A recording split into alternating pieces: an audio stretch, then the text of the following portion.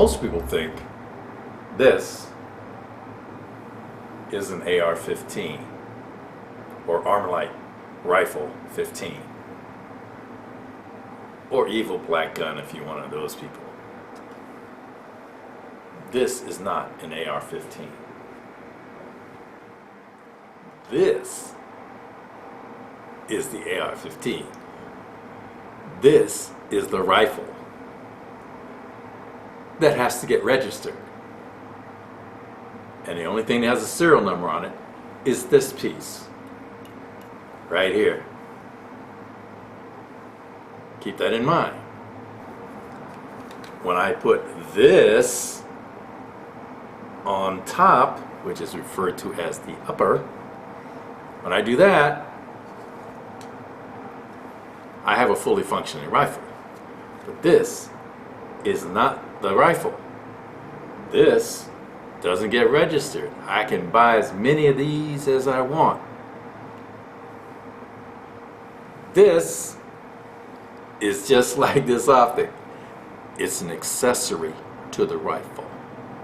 Now what makes that really cool is that this is the upper that fires 223 and 5.56 ammo. The kind of ammo that most people associate with an AR-15. However, sometimes when you absolutely positively have to blow some shit up, you need an accessory like this. And it has a hole in the front like that. This is my new accessory for the Barbie doll for men, called the 50 caliber Beowulf. This goes on top of the gun, and it looks like now we have a rifle that's gonna bring a real ruckus. This is a 50 caliber semi-automatic rifle because I have a new accessory that I can put on top and it's gonna kick some serious ass. Why, you might ask? It weighs the same, it uses the same magazines, but what's different is the round that comes out the front end. Now, on the AR-15 with the first upper or accessory, it shoots 223 or 5.56 NATO ammo. They look like that. The other accessory, the 50 caliber Beowulf, shoots a bullet that looks like this. Let me put them together for you.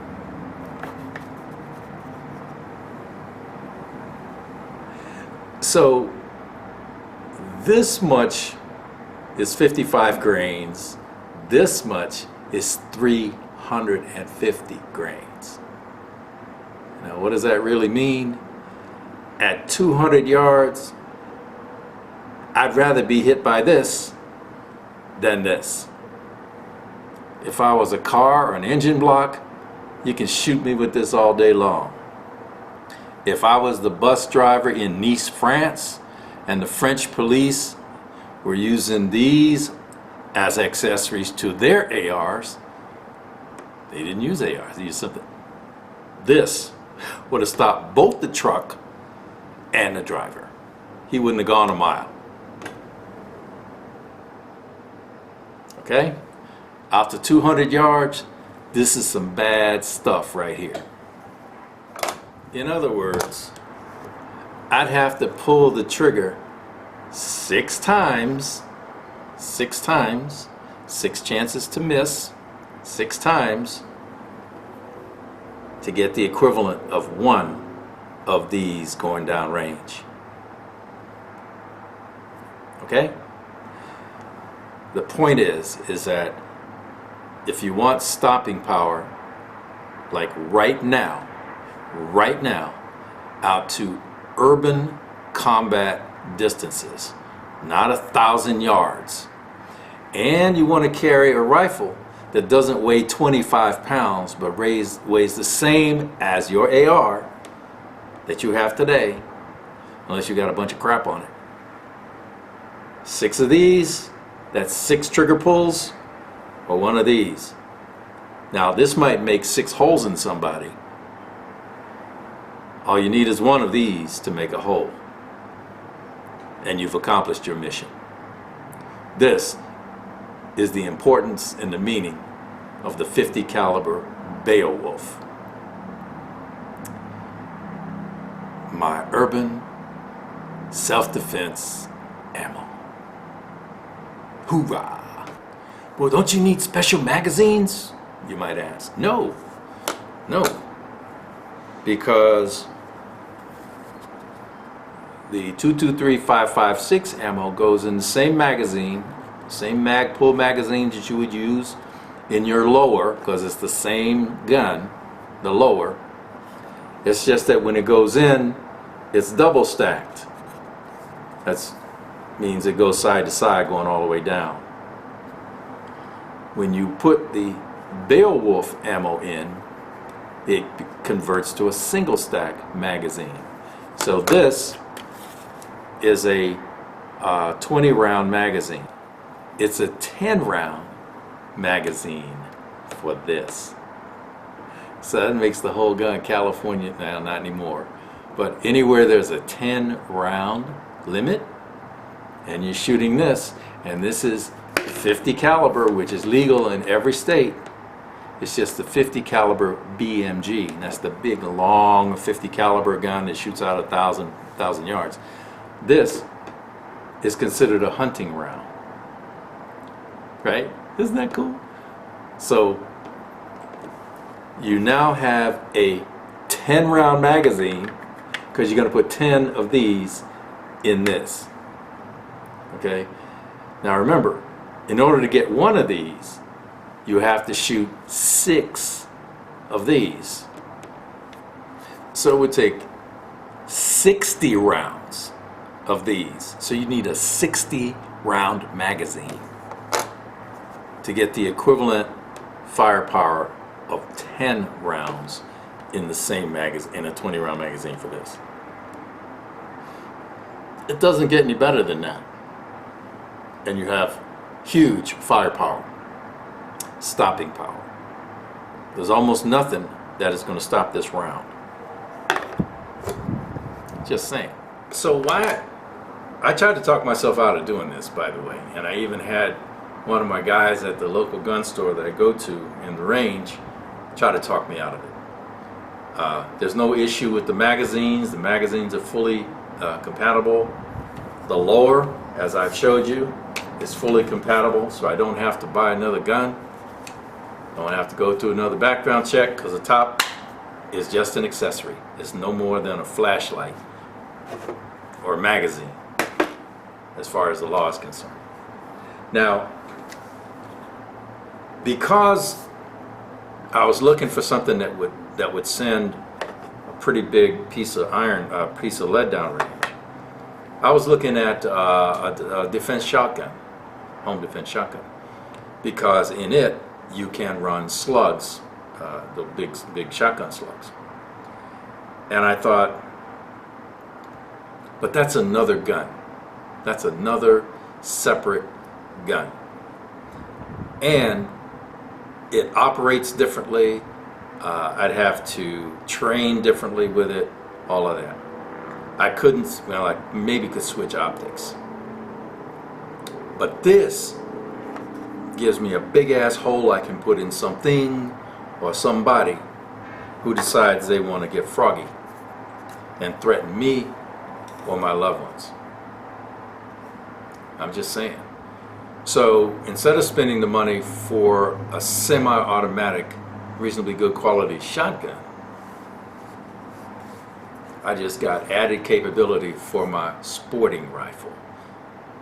modern sporting rifle, which is what this is.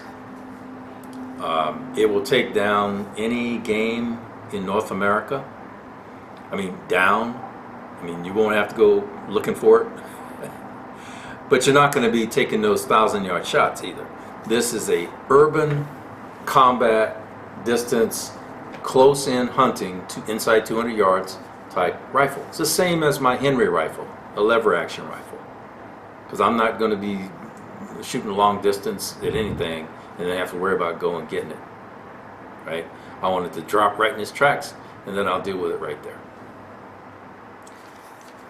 If you're going to hide behind something and threaten me, there's nothing you can hide behind. Right? Nothing. There's nothing you can wear. There's nothing you can hide behind. Maybe an MRAP. You know what I'm saying? But for modern stuff, if you're a gangbanger and you want to come and get froggy, man, that'd be a mistake. Really. It would be a mistake. So. Now, I haven't shot this yet. I had to go find ammo. It's going to be a breeze to reload because it's got a straight wall piece brass casing, so you don't have to go through that neck sizing silliness that you do in the other rifle ammo. So reloading is going to be no problem. The recipes for reloading are good, so reloading's not an issue, magazine's not an issue, compatibility with the lower is not an issue. The weight, this weighs the same weight as my other upper on this. So nothing really changes except the message that I can send to a threat if I need to. Now, I haven't shot this yet. I got to switch optics and put optics on here from the other rifle that you saw, the other upper that you saw, and then go to the range and see how it feels. Notice there is no flash suppressor or muzzle brake or anything like that on this rifle. I can get one, but I want to see how it shoots without any of that. Now, people say it's going to hurt. Well, I'm going to find out, and that'll be part of my range report on this rifle.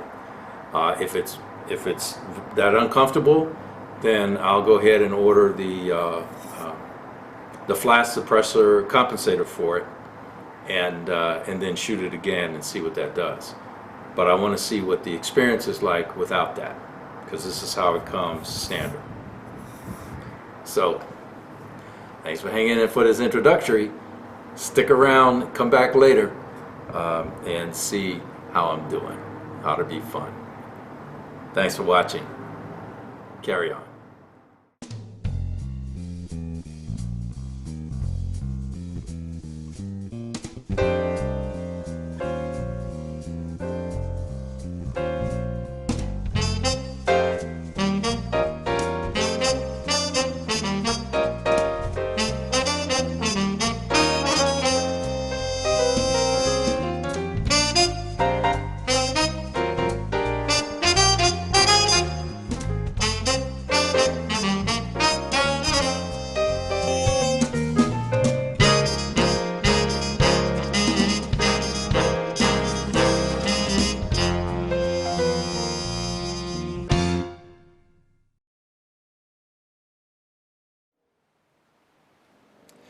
Okay, we're out at the range. I can only do this at an outdoor range, and I'm going to shoot my 50 caliber Beowulf upper for the first time.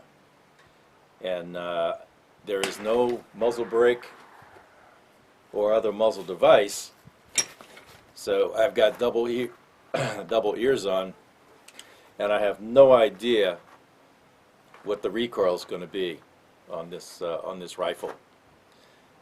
So here goes the first shots. I'm also going to try to zero my Burris 332 on this rifle.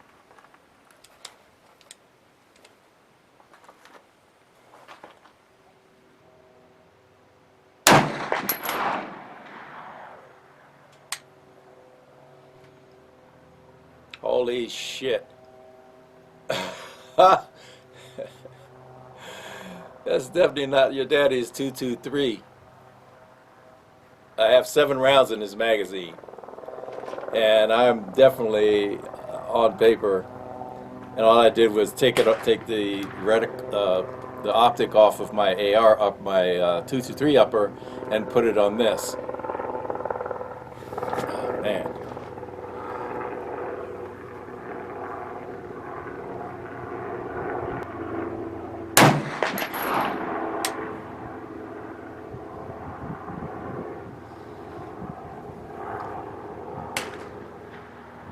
Ow. Okay. So that's what this is like. And I've got a little bit of rubber on my buttstock here, but I'm going to have some bruises. I got one more shot, and then I'll take you down and show you what the shot group looks like, which is pretty good. I'm very happy so far.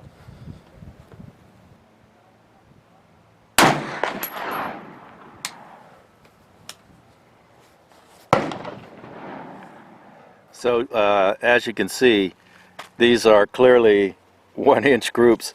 Now remember, these are big ass bullets, so they're going to be touching each other, and that's a good 1-inch group.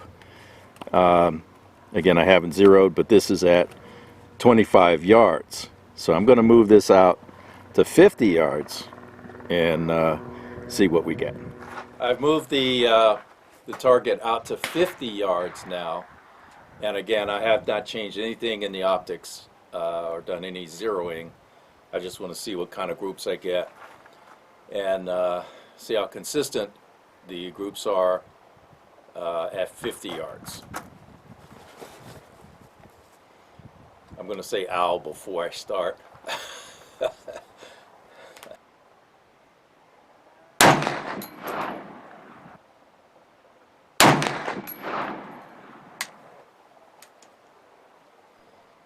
Ow.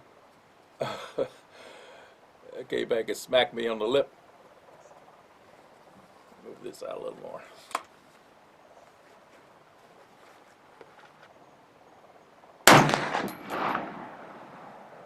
Okay.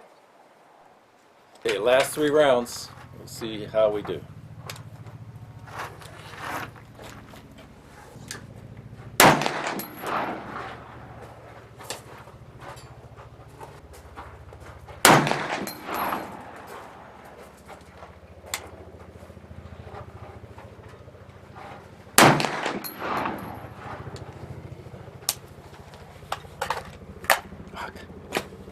Shit hurts, man.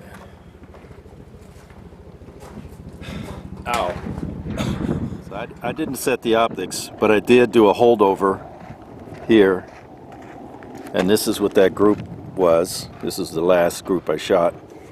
And it's a, 2-inch group. And the last one was this, before that. So, that sucker was hurting. Ow. And if you want to see what it looks like after 9 rounds, check this out.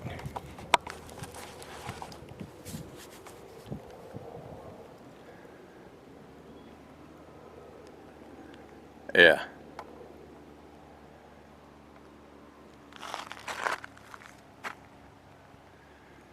There you go. See that? This shit hurts, man. It's going to be worse. So, what's the lesson learned?